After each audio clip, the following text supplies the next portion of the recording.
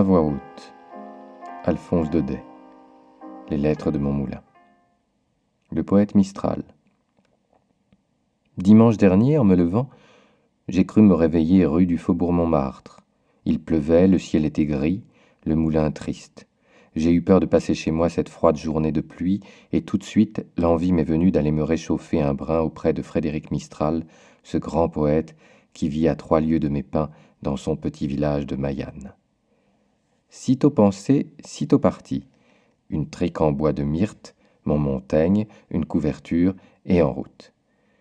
Personne au champ, notre belle Provence catholique laisse la terre se reposer le dimanche. Les chiens seuls au logis, les fermes closes, de loin en loin une charrette de roulier avec sa bâche ruisselante, une vieille encapuchonnée dans sa mante feuille morte, des mules en tenue de gala, housses de sparterie bleues et blanches, pompons rouges, grelots d'argent.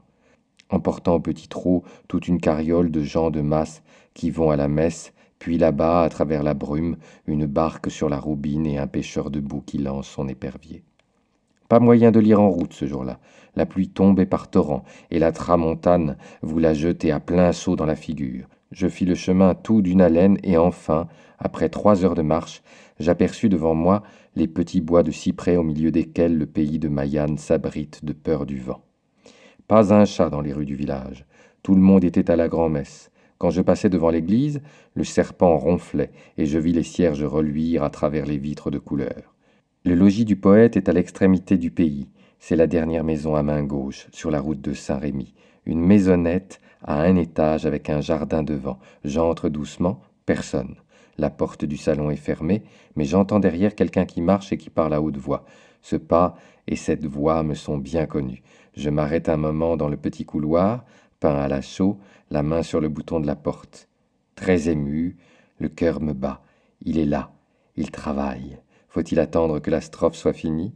Ma foi, tant pis, entrons. Ah, Parisien! Lorsque le poète de Mayenne est venu chez vous montrer Paris à sa Mireille, et que vous l'avez vu dans vos salons de Chactas en habit de ville avec un col droit et un grand chapeau qui le gênait autant que sa gloire, vous avez cru que c'était la Mistral. Non, ce n'était pas lui. Il n'y a qu'un Mistral au monde, celui que j'ai surpris dimanche dernier dans son village. Le chaperon de feutre sur l'oreille, sans gilet, en jaquette, sa rouge taillotte catalane autour des reins, l'œil allumé, le feu de l'inspiration aux pommettes, superbe, avec un bon sourire, élégant comme un pâtre grec, et marchant à grands pas les mains dans ses poches en faisant des vers. Comment? C'est toi, cria Mistral, en me sautant au cou, la bonne idée que tu as eue de venir. Tout juste aujourd'hui, c'est la fête de Mayenne. Nous avons la musique d'Avignon, les taureaux, la procession, la farandole, ce sera magnifique. La mère va rentrer de la messe, nous déjeunons et puis, zou, nous allons voir danser les jolies filles. Pendant qu'il me parlait, je regardais avec émotion ce petit salon à tapisserie claire que je n'avais pas vu depuis si longtemps et où j'ai passé déjà de si belles heures. Rien n'était changé. Toujours le canapé à carreaux jaunes, les 2 fauteuils de paille, la Vénus sans bras et la Vénus d'Arles sur la cheminée, le portrait du poète par Hébert, sa photographie par Étienne Carjat, et dans un coin, près de la fenêtre, le bureau, un pauvre petit bureau de receveur d'enregistrement, tout chargé de vieux bouquins et de dictionnaires. Au milieu de ce bureau, j'aperçus un gros cahier ouvert. C'était Calendal, le nouveau poème de Frédéric Mistral qui doit paraître à la fin de cette année, le jour de Noël. Ce poème, Mistral y travaille depuis 7 ans, et voilà près de 6 mois qu'il en a écrit le dernier vers. Pourtant, il n'ose s'en séparer encore. Vous comprenez, on a toujours une strophe à polir, une rime plus sonore à trouver. Mistral a beau écrire en provençal, il travaille ses vers comme si tout le monde devait les lire dans la langue et lui tenir compte de ses efforts de bon ouvrier. Oh, le brave poète!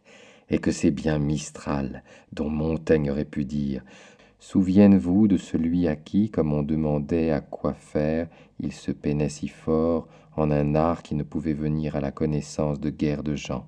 J'en ai assez de peu, répondit-il, j'en ai assez d'un, j'en ai assez de pas un. » Je tenais le cahier de Calendal entre mes mains et je feuilletais plein d'émotion. Tout à coup, une musique de fifres et de tambourins éclate dans la rue devant la fenêtre, et voilà mon Mistral qui court à l'armoire, en tire des verres, des bouteilles, traîne la table au milieu du salon et ouvre la porte aux musiciens en me disant « Ne ris pas, ils viennent me donner l'aubade, je suis conseiller municipal. » La petite pièce se remplit de monde. On pose les tambourins sur les chaises, la vieille bannière dans un coin et le vin cuit circule. Puis, quand on a vidé quelques bouteilles à la santé de monsieur Frédéric, qu'on a causé gravement de la fête, si la farandole sera aussi belle que l'an dernier, si les taureaux se comporteront bien, les musiciens se retirent et vont donner l'aubade chez les autres conseillers.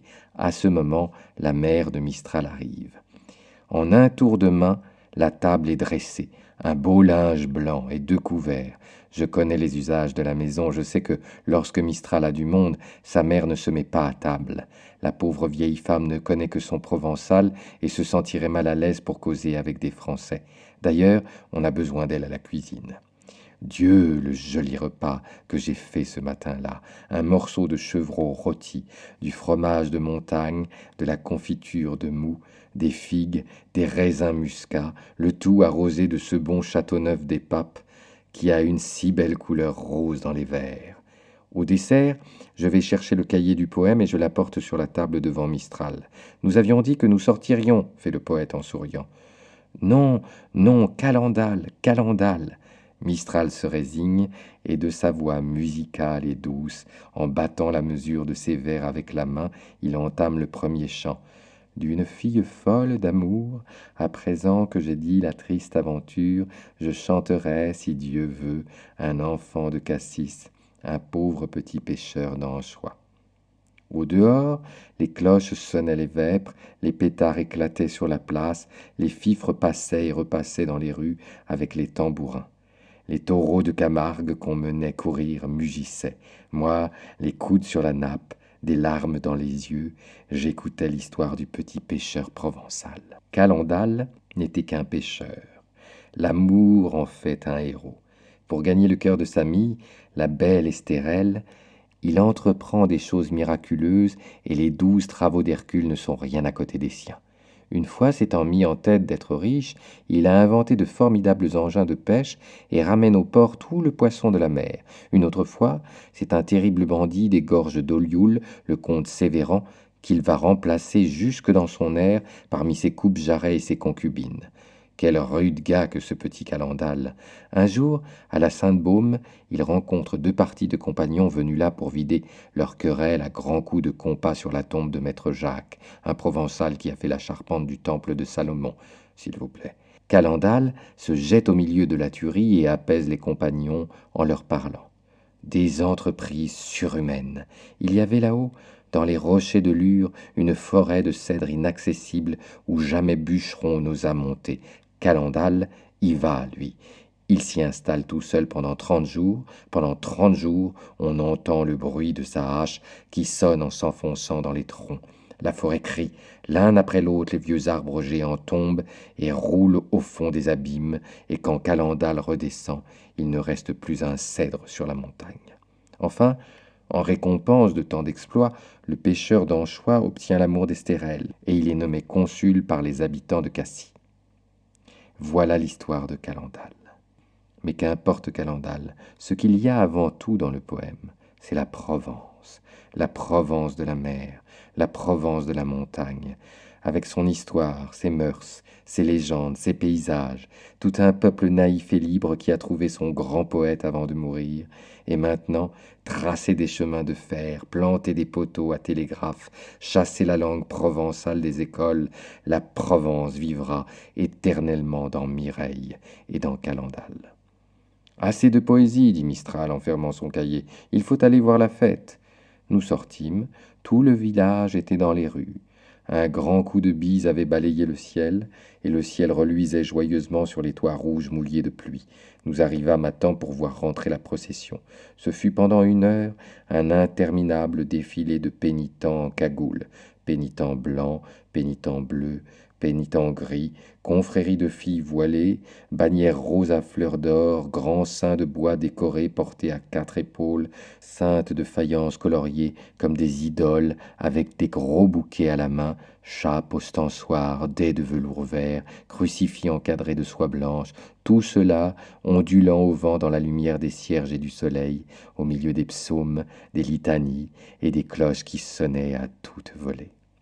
La procession finie, les saints remisés dans leur chapelle, nous allâmes voir les taureaux, puis les jeux sur l'air, les luttes d'hommes, l'étrangle-chat, le jeu de l'outre, et tout le joli train des fêtes de Provence. La nuit tombait quand nous rentrâmes à Maillane. Sur la place, devant le petit café où Mistral va faire le soir sa partie avec son ami Zidore, on avait allumé un grand feu de joie. La farandole s'organisait. Des lanternes de papier découpé s'allumaient partout dans l'ombre, la jeunesse prenait place et bientôt, sur un appel de tambourin, commença autour de la flamme une ronde folle, bruyante, qui devait durer toute la nuit. Après souper, trop las pour courir encore, nous montâmes dans la chambre de Mistral. C'est une modeste chambre de paysan avec 2 grands lits.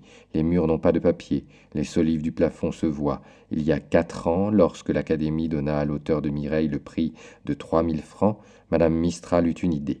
Si nous faisions tapisser et plafonner ta chambre, dit-elle à son fils. Non, non, répondit Mistral, ça c'est l'argent des poètes, on n'y touche pas. Et la chambre est restée toute nue.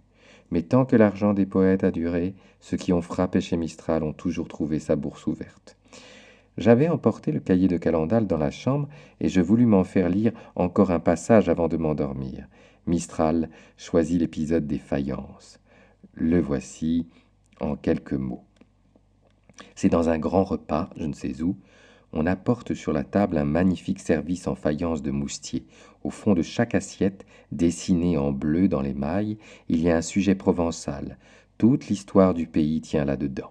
Aussi, il faut voir avec quel amour sont décrites ces belles faïences, une strophe pour chaque assiette, autant de petits poèmes d'un travail naïf et savant achevé comme un tableautin de Théocrite.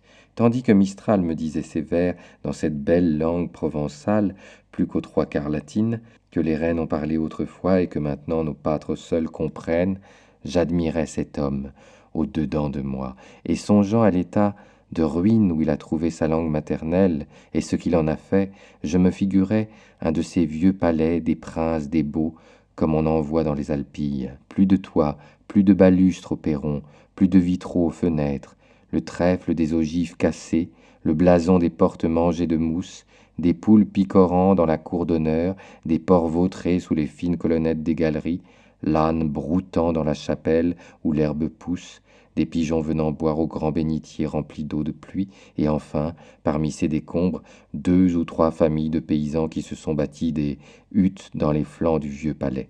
Puis, voilà qu'un beau jour, le fils d'un de ces paysans s'éprend de ces grandes ruines et s'indigne de les voir ainsi profanées. Vite, vite, il chasse le bétail hors de la cour d'honneur, et les fées lui venant en aide, à lui tout seul il reconstruit le grand escalier, remet des boiseries aux murs, des vitraux aux fenêtres, relève les tours, redore la salle du trône, et met sur pied le vaste palais d'autre temps où logèrent des papes et des impératrices. Ce palais restauré, c'est la langue provençale. Ce fils de paysan, c'est Mistral.